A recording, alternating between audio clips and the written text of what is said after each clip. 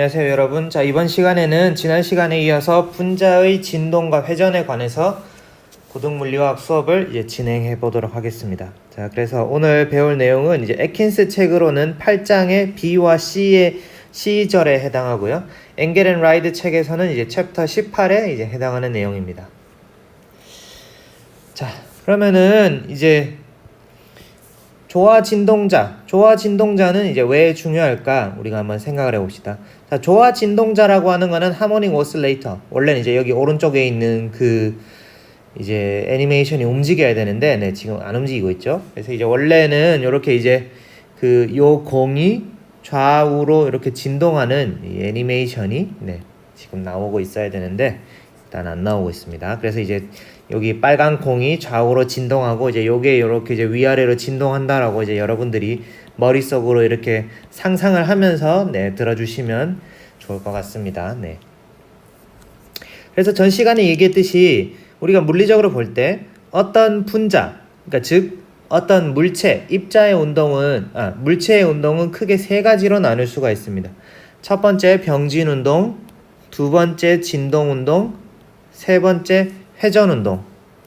지난 시간에 우리가 이제 병진 운동은 3차원에서 이렇게 이제 쭉 트랜슬레이션, 그러니까 이제 3차원에서 공간적으로 이렇게 이동하는 모션을 의미한다고 했었죠, 그죠? 자, 그리고 두 번째 진동이라고 하는 거는 생각을 해보면은 진동의 의미는 뭐예요? 어떤 중심점이 있고 그 중심을 두고 왔다 갔다 좌우로 이렇게 움직이는 것을 우리가 이제 진동 운동이라고 하죠, 그죠? 그리고 회전 운동은 어떤 중심점이 있고 같은 거리를 유지하면서 그 주변을 뱅글뱅글 도는 거를 우리가 이제 회전 운동이다 라고 하게 됩니다. 그래서 진동 운동이 왜 중요하냐면은 생각해보면 자연계에 존재하는 많은 것들이 이제 에너지가 최소가 되는 지점을 중심으로 진동하는 운동을 하게 됩니다.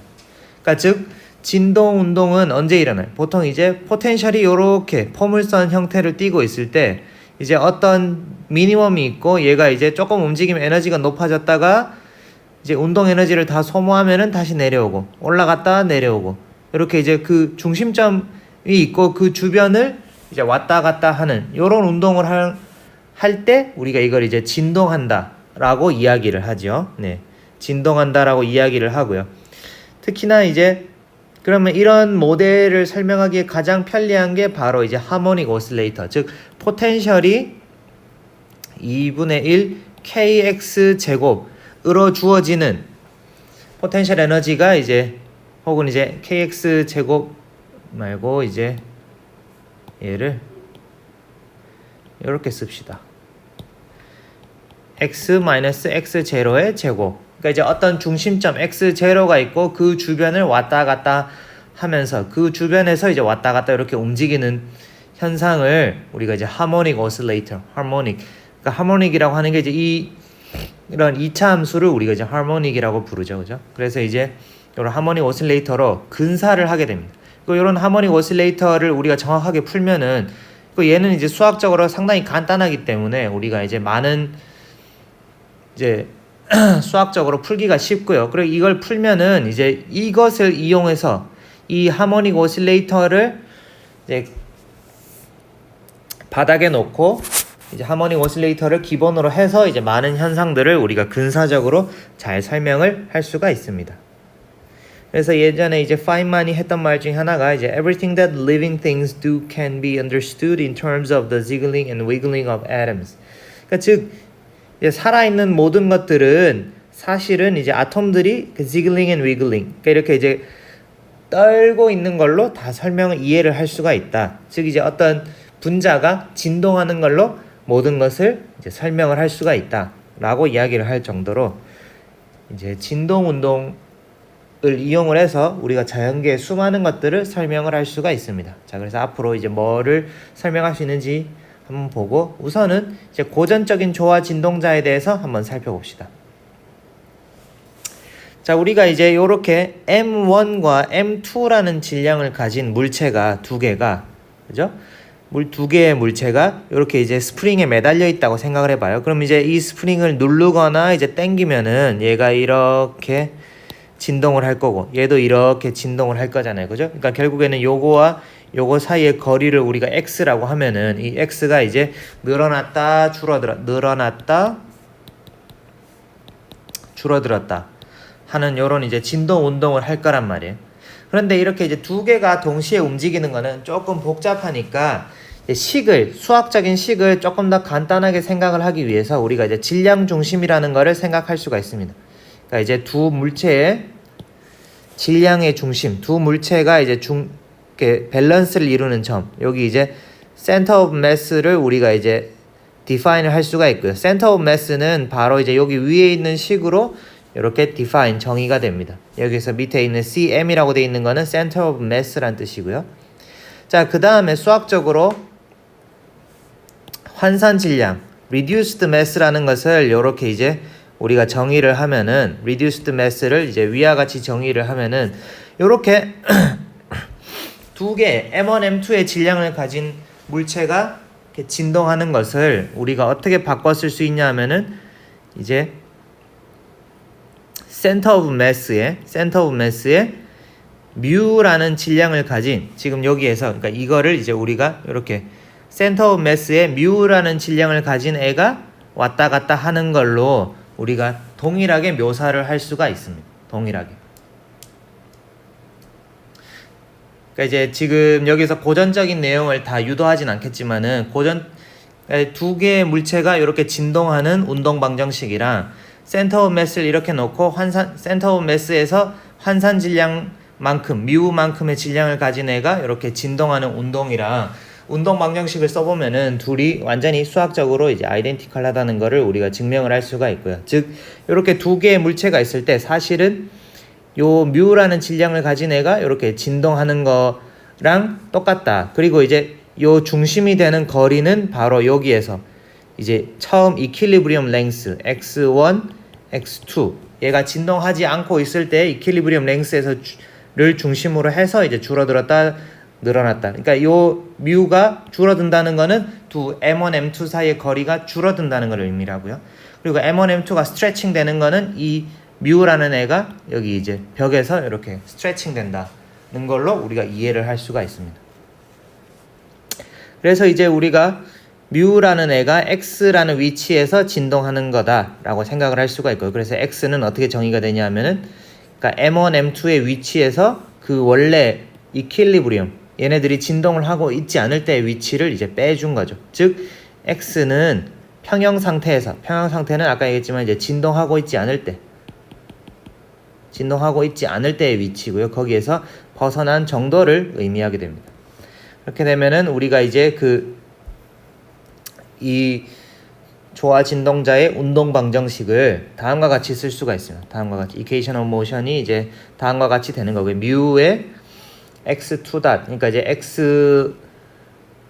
뮤 곱하기 x의 가속도 플러스 kx k는 여기에서 이제 스프링 컨스턴트가 되겠죠. 힘상수.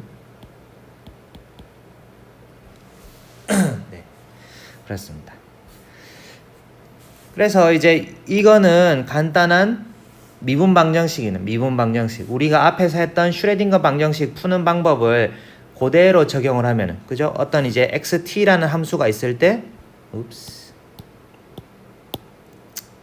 어떤 xt라는 함수가 있을 때 얘를 두 번 미분했더니 자기 자신 앞에다가 이제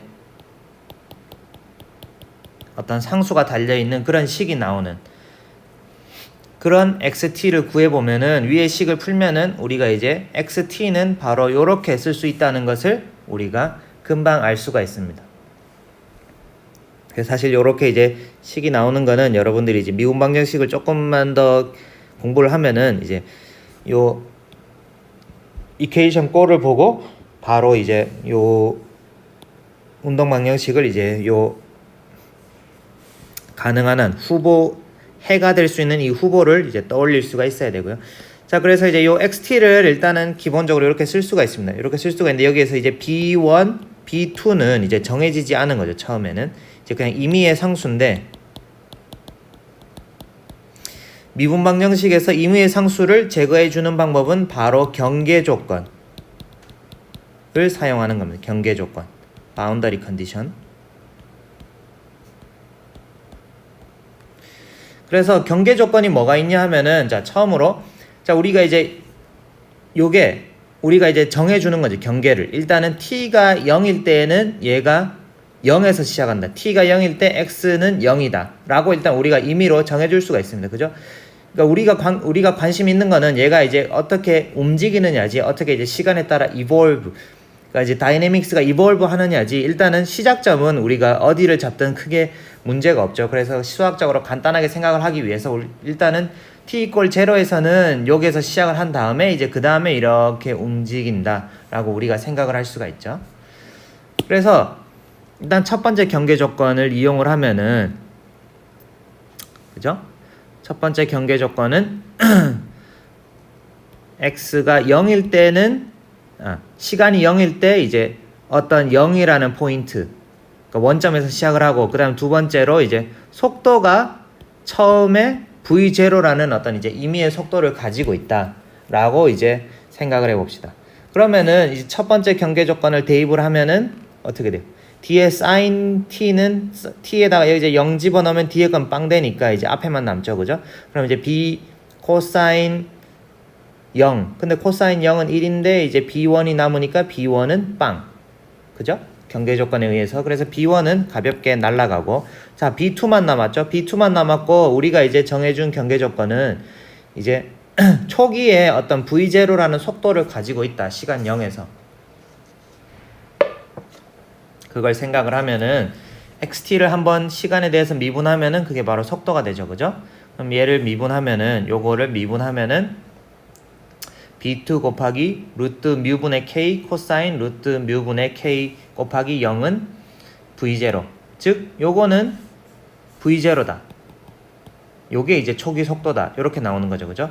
그래서 b2를 구해보면은 루트 k분의 뮤 v0 라고 이렇게 이제 주어지는 거죠. 그러니까 이제 경계 조건이 지금 우리가 사용한 게 t가 0에서 t = 0에서 x = 0이고 t = 0에서 v는 v0다. 그러니까 속도는 이제 임의의 v0라는 이제 초기 속도를 가지고 있다. 그래야지만 얘가 이렇게 움직이니까. 그죠?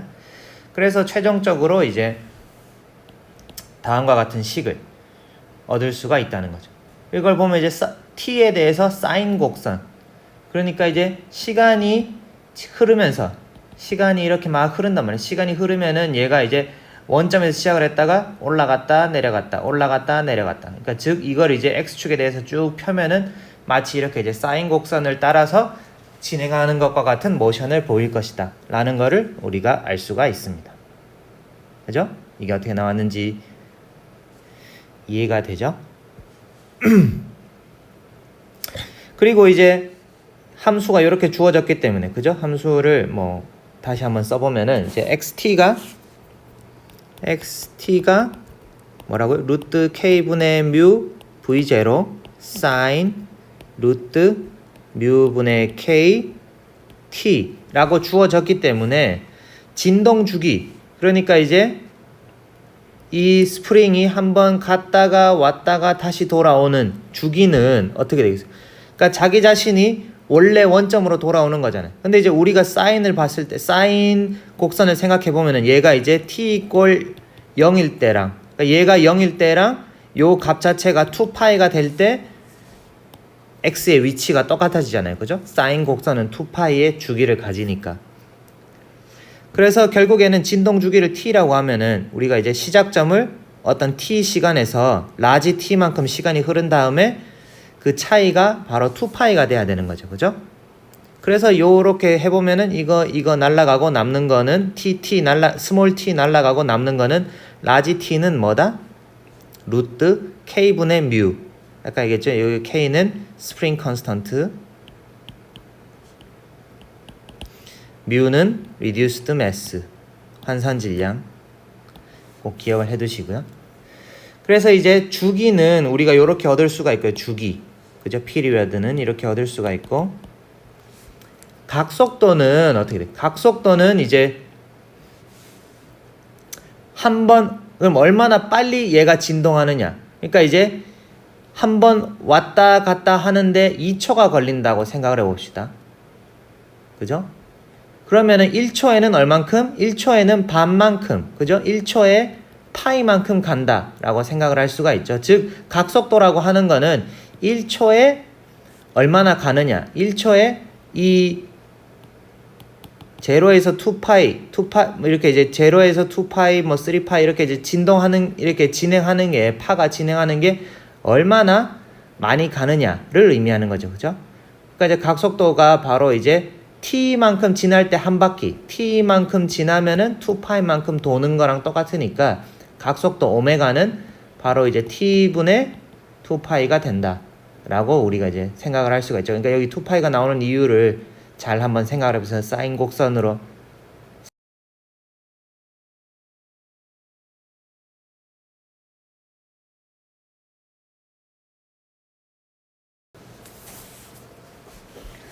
그래서 이제 라지 t만큼 시간이 흐르면은 이제 2파이만큼 진행한다 라고 하니까 이제 각속도 오메가를 이렇게 정의를 할 수가 있습니다. 그래서 이제 이 오메가를 우리가 이용을 하면은 이제 식을 조금 더 간단히 이렇게 쓸 수가 있습니다.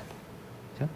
그러니까 이제 여러분들이 생각을 할 때 이걸 이제 이렇게 얘가 진동을 하잖아요. 그죠? 여기 이제 우리가 상상을 할 때 이 사인 곡선을 이해하기에 제일 좋은 거는 이렇게 이제 스프링이 진동을 하면은 얘는 이제 조화 진동자가 움직이는 겁니다. 그럼 이제 여기에서 x라고 하는 거는 바로 요 좌표 1로 가면은 플러스 x, 1로 가면 마이너스 x가 되는 겁니다. 마이너스 방향. 그런데 이제 지금 스프링이 이렇게 왔다 갔다 하는 거는 사실은 이제 그냥 1차원 모션이잖아요. 그죠? 1차원 모션이지만은 얘가 왜 사인 곡선으로 우리가 이제 묘사를 할 수 있느냐? 바로 이제 시간이 지나는 거를, 그죠? 시간이 지나는 거를 우리가 이제 페이퍼가 이렇게 이제 이쪽으로 종이가 이렇게 감긴다고 생각을 해봐요. 종이가 감기면서 여기에다 시간이 지나면서 얘가 움직이는 x의 위치를 시간이 지나는 거에 따라서 쭉 이렇게 쓴다면은 요게 이렇게 쭉 이렇게 이제 기록으로 남겠죠. 그죠? 기록으로 남고 바로 이게 이제 사인 곡선의 형태를 띠게 된다라는 뜻이죠. 네, 한번 생각해 보세요. 네. 그래서 우리가 이제 이제 고전역학적인 조화 진동자에 대해서는 이렇게 알아봤는데 우리가 이제 양자역학적인 조화 진동자에 대해서 한번 알아봅시다. 자, 조화 진동자의 슈레딩거 방정식은 다음과 같이 써집니다. 그러니까 요거를 이제 또 하나하나 유도할 수는 있지만은 이제 우리가 이번 수업에서는 이제 유도까지는 하지 않고 일단은 이제 아니 뭐 유도라고 해봐야 뭐 그러니까 이제 우리가 앞선 요 조화 진동자의 이제 그럼 요 의미를 한번 살펴봅시다. 자, 이제 슈레딩거 방정식에서 앞서 얘기했지만은 이제 앞에 있는 텀은 바로 이제 카이네틱 에너지인 거죠. 카이네틱 에너지. 운동 에너지 텀이고요. 그다음 뒤에 있는 거는 포텐셜 에너지 텀입니다. 그죠? 포텐셜 에너지 텀.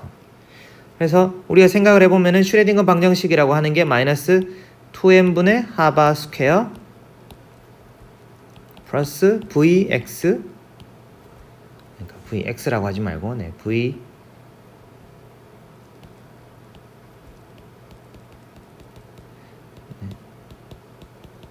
이렇게 주어지기 때문에 그러니까 앞에는 이제 좌표에 대한 미분이 들어가는 거고요. 그다음 뒤에는 그냥 이제 파동 방정식에다가 포텐셜을 곱해주면은 바로 요게 이제 슈레딩거 방정식이 됩니다. 근데 이제 요게 이제 바로 포텐셜인데 하모닉 오실레이터의 포텐셜이 바로 어떻게 되죠? 하모닉 오실레이터의 포텐셜이 2분의 1 kx 제곱이다. 그죠? 라고 우리가 가정하는 거잖아요. 그죠? 가정이라기보다는 이제 하모닉 이렇게 정의가 되잖아요. 그죠? 그러니까 이제 어떤 전자가 있는데, 그러니까 어떤 파동이 있는데 얘가 이제 가운데에서는 포텐셜이 0이고 이제 평형점에서 멀어지면 멀어질수록 이제 느끼는 이 입자가 느끼는 포텐셜이 점점 올라간다. 이렇게 이제 2분의 1 kx 제곱만큼 올라간다 라고 생각을 하면은 이렇게 가정을 하면은 바로 이와 같은 방정식을 우리가 이제 쓸 수가 있습니다. 이와 같은 방정식을 쓸 수가 있고요. 네. 조금 네. 그래서 요 조화 진동자의 슈레딩거 방정식을 풀면 요거를 푸는 거는 이제 지금 우리 수업의 범위를 넘어서는 거니까 근데 이제 요 미분 방정식은 이제 뒤에 요 텀이 있기 때문에 조금 푸는 게 간단하지가 않은데 이걸 이제 수학자들이 이제 풀어 놓았습니다. 그래서 그 중에서 이제 에르미트라는 사람이 이제 발견한 이제 다항식을 이용을 해서 이제 풀면은 바로 요 이제 psi n 요 파동 방정식이 이제 이 슈레딩거 방정식, 조화진동자의 슈레딩거 방정식을 만족한다 라는 거를 우리가 보일 수가 있고요. 그리고 이제 이 psi n은, 그러니까 이제 이 위에 있는 슈레딩거 방정식을 만족하는 psi n은 어떻게 정의가 되냐 하면은 바로 이렇게 an, 여기에서 이제 이 상수, 얘는 이제 상수고요. 얘는 상수. 그 다음에 여기 이제 hn은 바로 이제 에르미트 폴리노미얼, 에르미트 다항식이라고 합니다. 그러니까 뭐냐면은 h1x, h2x, h3x 이런 식으로 이제 n에 대해서 h의 폼이, h의 이퀘이션이 정의가 돼 있습니다. 정의가 돼 있고, 그리고 이제 여기 이제 exponential 마이너스 알파 x 스퀘어 분의 2라는 것이 붙어 있다. 요런 함수가 되면은 바로 요 사이에는 요 미분 방정식을 만족한다 라는 것이 이제 알려져 있습니다. 그러면은 에르미트 다항식이 뭐냐? 여기에서 이제 에르미트라고 하는 거는 이제 사람 이름이에요. 그러니까 여기 있는 요 수학자 찰스 허밋이라고 할 수 있는데, 이제 이 에르미트라는 사람의 성을 따서 이분이 이제 이 다항식의 그 성질을 많이 연구를 한 수학자죠. 그러니까 이 사람의 이름을 따서 이렇게 정의가 되어 있고요. 그래서 지금 원래 이제 H1X는 사실은 이제 1 이렇게 이제 H1X는 사실은 이제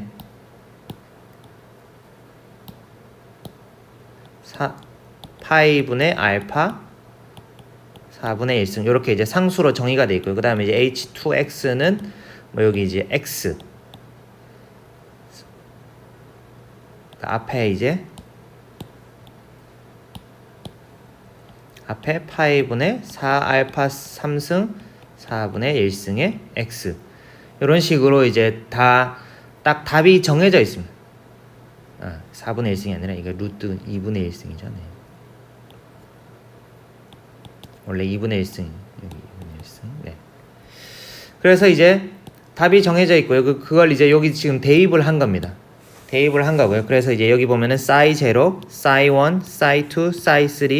그래서 폼이 이렇게 된다는 거가 이미 이제 유도가 돼 있어요. 그래서 이제 이런 것들이 이제 그 하모닉 오실레이터 조화 진동자의 포텐셜을 느낄 때 그 입자나 파동들이 만족하는 이제 슈레딩거 방정식의 이제 솔루션이 됩니다.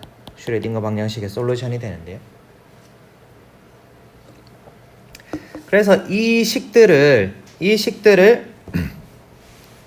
슈레딩거 방정식에다가 요 식을 앞에 있던 슈레딩거 방정식, 여기 있던 슈레딩거 방정식 뭐 다시 써보면은 2뮤분의 하바 스퀘어 dx 제곱 d 제곱 psi x 플러스 2분의 kx 제곱 psi x를 다 집어넣으면은 어떤 상수 이 n이 나오고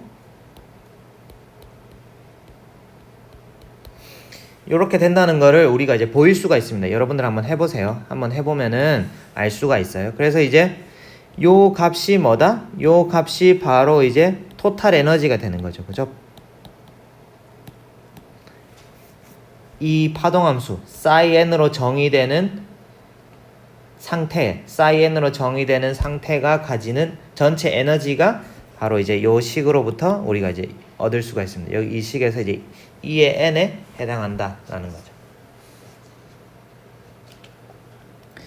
그래서 여러분들이 이제 그 2의 n을 구해 보면 바로 이렇게 된다는 것을 알 수가 있습니다. 2의 n은 하바 곱하기 루트 뮤분의 k 곱하기 n 플러스 2분의 1. 근데 이제 우리가 하바가 뭐라고 했었죠? 그죠? 하바가 바로 이제 가 2파이분의 h, 그러니까 2파이분의 하,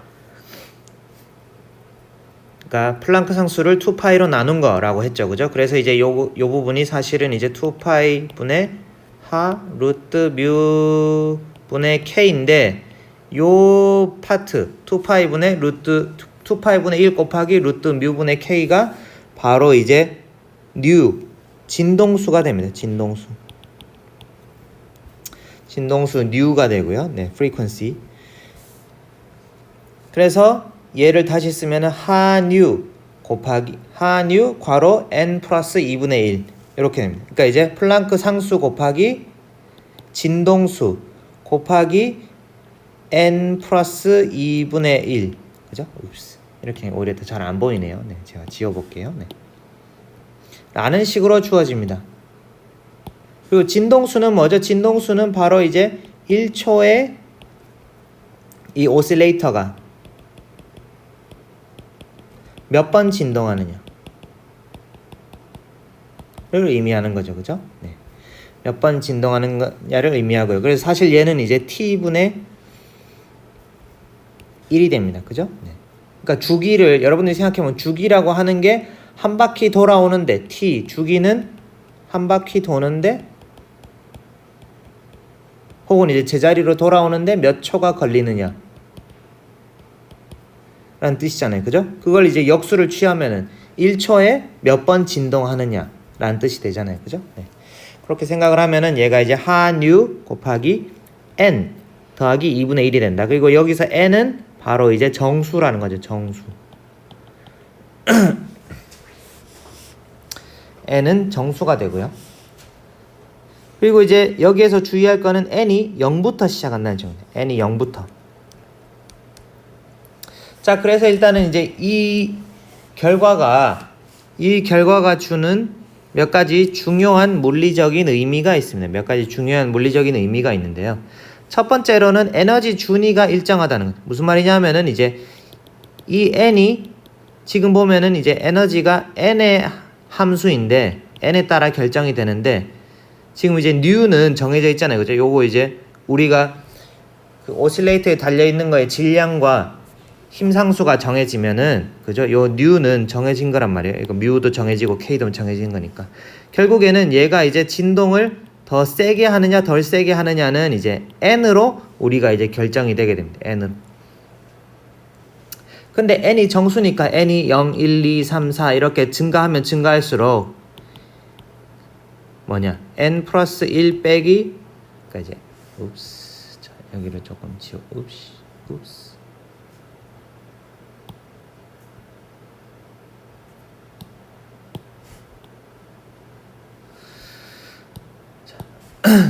델타 E는 뭐죠? E의 n 플러스 1 빼기 E의 n이 됩니다. 자, 이 차이는 결국에는 해보면은 딱 그냥 얘가 1씩 증가하니까 델타 E는 하뉴로 일정하잖아요. 그죠? 그러니까 첫 번째 가장 중요한 물리적인 의미는 에너지 준위 차이가 일정하다는 거예요. 하모닉 오실레이터의 경우에는. 무슨 말이냐면은 n이 0일 때 가장 천천히 진동하는 애란 말이에요. 가장 천천히 진동하는 애가 있고 그 다음에 n이 1일 때 얘보다 좀 더 크게 진동하는 애가 있고 n이 2일 때 얘보다 좀 더 큰 진폭으로 진동하는 애가 있고 그러니까 이제 위로 갈수록 점점 더 이제 많은 에너지를 가지게 되는데 근데 재밌게도 우리가 이제 얘네들이 이제 더 많은 에너지를 가질 때마다 딱 하뉴에 해당하는 여기서는 이제 오메가라고 돼 있네. 뭐 오메가는 뉴나. 네. 그러니까 이제 하뉴에 해당하는 바로 그 하뉴에 해당하는 이제 에너지 준위 차이를 이제 가지게 된다는 거죠. 이게 이제 그러면은 이게 우리가 앞에서 배웠던 상자 속 입자의 경우를 생각해 보면은 상자 속 입자의 경우에는 상자 속 입자의 경우에는 2의 n이 어떻게 됐죠? 8ml 스퀘어분의 n 스퀘어 h 스퀘어 하 스퀘어 이렇게 됐죠. 그죠? 그러니까 이제 상자 속 입자의 경우에는 n 스퀘어에 비례했었는데 지금 하모닉 오실레이터의 경우에는 에너지 준위가 n에 비례하는 항상 일정한 이제 그러한 특징을 가진다라는 것을 우리가 이제 알 수가 있습니다. 그리고 n equal 0에서 시작한다는 것도 상자속 입자와는 좀 다른 점입니다. 상자속 입자에서는 n equal 1에서 시작을 했었죠. 그죠? 2, 3, 4 이렇게 쭉. 그러니까 n equal 0은 물리적으로 말이 안 되기 때문에 우리가 이제 뺀다고 했었죠. 그죠? 지난 시간에 했던 걸 잘 생각해 보세요. 그래서 조화 진동자의 경우에는 n equal 0에서 시작을 한다. 라는 게 이제 상자속 입자와 또 다른 점이고요. 그래서 n equal 0을 생각해 보면은 n equal 0을 생각해 보면은 얘는 이제 2분의 1 하뉴의 이런 이제 에너지를 가진다는 거죠. 즉 생각을 해보면은 그 lowest energy state 가장 낮은 에너지 상태가 빵보다 항상 크다는 거예요. 무슨 말이냐 하면은 그냥 우리가 이제 어떤 양자역학적으로 어떤 두 개의 물체가 이렇게 이제 서로 반대를 이루면서 이렇게 연결이 되어 있다고 하면은 얘네들이 이제 양자역학적인 물체가 어떤 이제 양자역학적인 스프링을 통해서 연결이 되어 있다면은 얘네들은 절대 멈추지 않는다는 거죠. 얘네들은 절대 온도 0이 되더라도 온도와 상관없이 여기 지금 T가 없잖아요. 그죠? 온도에 상관없이 얘네들은 최소한의 바닥 상태에서도 약간의 진동 에너지를 가지고 있다는 거죠. 그죠? 네. 그래서 얘네들은 이제 양자역학적으로 보면은 이제 무조건 어떤 상태에서도 이제 바닥 상태 제일 낮을 때의 에너지 상태가 빵이 되지 않는다는 거예요. 그래서 이걸 이제 우리가 제로 포인트 에너지라고도 하고요. 네. 그러니까 바닥 상태 에너지가 이제 0이 절대 되지 않는다라는 것을 이제 의미를 하게 됩니다. 그래서 이제 우리가 그 처음 몇 가지 파동 함수를 그려보면은 처음 몇 가지 파동 함수, 그러니까 여기 n equal 0에 해당하는 게 바로 이제 psi 제로 x가 됩니다. 자, psi 제로 x가 함수 꼴이 지금 여기에 정의가 됐었죠, 그죠? 결국에는 얘를 플러스를 했다는 거예요. 여기 psi 1x, psi 2x, psi 3x, psi 4x에 해당하는 이제 함수 꼴이 됩니다. 그래서 얘네들을 플러스를 해보면은 그러니까 여기가 이제 0이고요. 여기가 0일 때 플러스를 하면은 이제 파동 함수가 이렇게 생겼다는 것이고요. 그리고 이제 여기 오른쪽에는 원래 이제 그러니까 요게 이제 요렇게 진동하면은 요 이제 함수도 요렇게 아니면 요 함수가 이제 요렇게 올라가고 여기 내려가고 이렇게 이제 진동하는 걸 보여야 되는데 이제 지금 일단 무비가 안 보이니까 조금 안타까운데 여러분들이 이제 위키피디아에서 이제 그거 뭐냐 하모닉 오실레이터, 퀀텀 하모닉 오실레이터를 검색을 해보면은 자, 이 이미지를 그 GIF를 찾아볼 수가 있습니다. 그러니까 무슨 말이냐 하면은 요렇게 이제 파동이 요렇게 생겼다는 거는 우리가 고전적으로 만약에 완전히 우리가 이제 어떤 입자가 있다라고 하면은 고전적으로 어떤 입자가 있으면은 얘가 이제 여기에서 여기까지 왔다 갔다 한다라고 생각을 하면은 얘가 요렇게 갔다가 이제 에너지를 다 쓰면은 다시 굴러 떨어지겠죠. 그죠? 그런데 이제 여기에서는 바닥으로 오면은 이 위치 에너지가 운동 에너지로 바뀌니까 그죠? 자, 고전적으로 우리가 생각을 해보면은 어떤 물체가 여기서 시작을 했다. 그럼 이제 일로 오면은 여기에서 위치 에너지가 낮아졌으니까 운동 에너지를 가지고 있겠죠. 그죠? 그 운동 에너지를 가지고 얘가 일로 간단 말이에요. 그러다가 이제 자기 운동 에너지와 위치 에너지가 똑같은 지점이 되면은 다시 일로 굴러 떨어지고 그러니까 이거를 이제 계속 반복을 한단 말이죠. 이런 반복 운동을 하는 것이 바로 이제 양자역학적으로 우리가 그려보면은 요런 파동의 꼴을 가지고 이 파동이 위로 올라갔다 내려갔다 하는, 그러니까 요렇게 해서 얘네들이 올라갔다 내려갔다 하는 그런 이제 파동의 함수로 파동의 방정식으로 우리가 표현을 할 수가 있다는 거죠. 그것과 동일하다. 양자역학적으로는 파동이 그렇게 이제 fluctuating 하는 거와 이제 동일하다라고 우리가 생각을 할 수가 있어요. 그리고 이제 n equal 1 state를 우리가 이제 고전적으로 생각을 해보면은 밑에 있는 것보다 좀 더 많은 에너지를 가지고 진동을 한다는 거죠. 많은 에너지를 가지고 있다고 하는 거는 더 높은 위치 에너지에 시작을 해서 이렇게 내려왔을 때 여기에서 운동 에너지도 더 높겠죠. 그죠? 그럼 이제 이렇게 쭉 올라갔다가 내려왔다 올라갔다 내려왔다 이렇게 계속 오실레이션을 할 건데 이제 그런 운동에 해당하는 파동 방정식이 바로 이렇게 생긴 이제 파동 방정식이고 파동이 이렇게 이제 플럭추에이팅을 한다. 이런 거에 해당한다는 거죠. 이런 거에 해당한다는 것이고, 그리고 이제 아까 얘기했지만은 양자역학에서는 이제 상태들이 양자화되어 있다는 것. 상태들이 양자화되어 있다는 것은 무슨 말이냐면 고전적으로는 우리가 이제 여기에서 출발시켜도 되고 여기에서 출발시켜도 되고 여기에서도 출발시켜도 되는데 양자역학적으로 보면은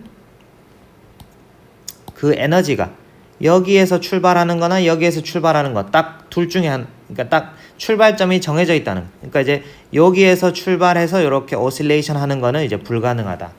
이런 얘기가 되는 거예요. 알겠나요? 네. 그렇습니다. 그래서 이런 이제 파동의 함수의 꼴을 일단은 뭐 잘 한번 보시고요. 그 다음에 여기서 또 하나 특징적인 거는 그래서 이제 그 우리가 마디를 지난번에 얘기를 했었죠. 그죠? 마디.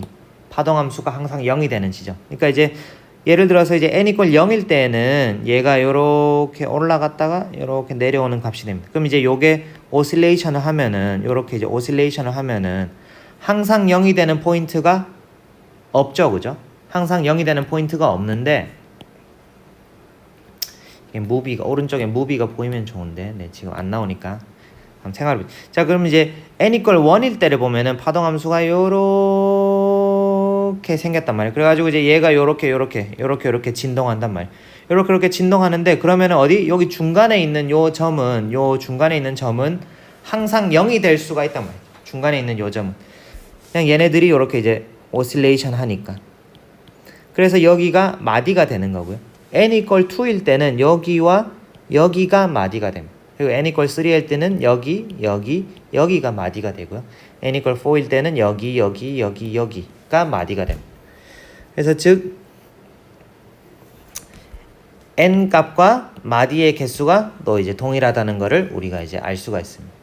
그리고 요거는 이제 우리가 수학적으로 또 알 수가 있어요. 그러니까 이제 보면은 자 n = 1일 때 함수를 보면은 이 익스포넨셜 함수는 항상 0보다 크잖아요. 그죠? 항상 0보다 큰 함수고 즉 이 함수가 항상 0이 될 때가 언제? 얘는 상수고 얘는 항상 0보다 크니까 바로 x가 0일 때에만 얘가 0이 되잖아요. 그죠? 그러니까 즉 마디가 한 개다. 언제? x가 0일 때. 그런 거를 우리가 이제 알 수가 있고요. 그 다음에 psi2x를 보면은 psi2x는 이제 여기 상수가 있고 그 다음에 여기 폴리노미얼이 있고 얘가 있는데 마찬가지로 얘는 상수고 세 번째 텀은 항상 0보다 큰 값이잖아요. 그죠? 항상 0보다 큰 값이기 때문에 요게 0이 될 때 전체 파동 함수는 0이 되죠. 그죠? 근데 보면은 얘는 2차식이잖아요. 그죠? 2차식이니까 이게 0이 되는 해는 x의 해가 2개가 되겠죠. 그죠? x의 해가 2개가 된다는 거를 우리가 쉽게 예상을 할 수가 있죠. 그렇습니다. 그리고 이제 양자역학적 조화 진동자의 확률 밀도를 살펴보면은 또 재밌는 점이 있는데요. 그러니까 확률 밀도는 뭐예요? 확률 밀도는 우리가 전에 얘기했지만은 어떤 입자가 존재할 확률은 바로 그 파동함수의 절대값의 제곱으로 주어진다. 제곱에 비례한다 라고 했었잖아요. 그죠? 그래서 앞에 있던 파동함수를 제곱을 하면 앞에 있던 파동함수, 요 파동함수를 자, 요 식을 제곱을 하면은 우리가 이제 밀도를 얻을 수가 있어요. 밀도를. 그러니까 제곱을 하면은 얘가 이제 마이너스였는데 여기가 원래 마이너스인데 제곱을 하면 이렇게 이제 플러스가 되겠죠. 그죠? 네. 그래서 제곱을 한 값을 플러스를 해보면은 이거는 이제 얘기했지만은 psi n x의 절대값의 제곱을 이제 그린 겁니다. 이 빨간 선들은 제곱을 해보면은 여기 있는 빨간 선과 같이 나타나고요. 그래서 n = 0일 때는 가운데에서 맥스가 나타납니다. 가운데에서 이제 맥스가 나타납니다. 즉 이제 x = 0에서 이제 발견할 확률이 최대가 된다는 거죠. 그런데 n = 1일 때는 보면은 아까 얘기했지만 여기는 항상 0이 된단 말이에요. 그러니까 n = 1일 때는 무슨 말이냐면 x = 0일 때 발견할 확률이 0고 여기와 여기에서 발견할 확률이 가장 높다. 그러니까 이제 가운데에서는 발견이 안 되고 n = 1일 때는 요 중간쯤 되는 지점, 약 4분의 1, 4분의 3쯤 되는 지점에서 이제 가장 발견할 확률이 높아진다 라는 걸 의미를 하게 되고요. 다음 n = 2일 때는 여기에서 이제 가장 높고 마디가 2개, 여기에서 이제 발견이 안 되고 이런 식이 된다는 거를 우리가 이제 알 수가 있습니다. 그러니까 여기 이제 확률에 대한 그림이 여기 이제 잘 나와 있죠, 그죠? 확률 밀도. 자, 이 말인즉슨 n이 작을 때에는 그래서 이게 쭉 커지는데 지금 잘 보면은 n이 커지면 커질수록 양옆에서 발견할 확률이 높아지는 거죠, 그죠? 가운데는 왠지 좀 낮아지고 이거 이제 실제로 그려보면은 여러분들이 알 수가 있습니다. 알 수가 있는데 자, 이게 의미하는 바는 뭐냐면은 양자역학적으로 n이 낮을 때는 그러니까 n이 바닥 상태일 때 제일 낮을 때는 가운데에서 발견할 확률이 높지만은 얘가 이제 에너지를 많이 가지면 많이 가질수록 이제 양옆에서 발견할 확률이 점점 높아지고 가운데에서 발견할 확률이 떨어진다는 거죠. 요거는 뭐랑 연관이 있냐 하면은 바로 이제 고전역학과 비교를 했을 때 이제 비교가 가능한 거죠. 그러니까 이제 고전역학적으로 생각을 해보면은 양 끝에서 발견할 확률이 가장 높습니다. 왜냐하면은 우리가 스프링을 생각을 해보면은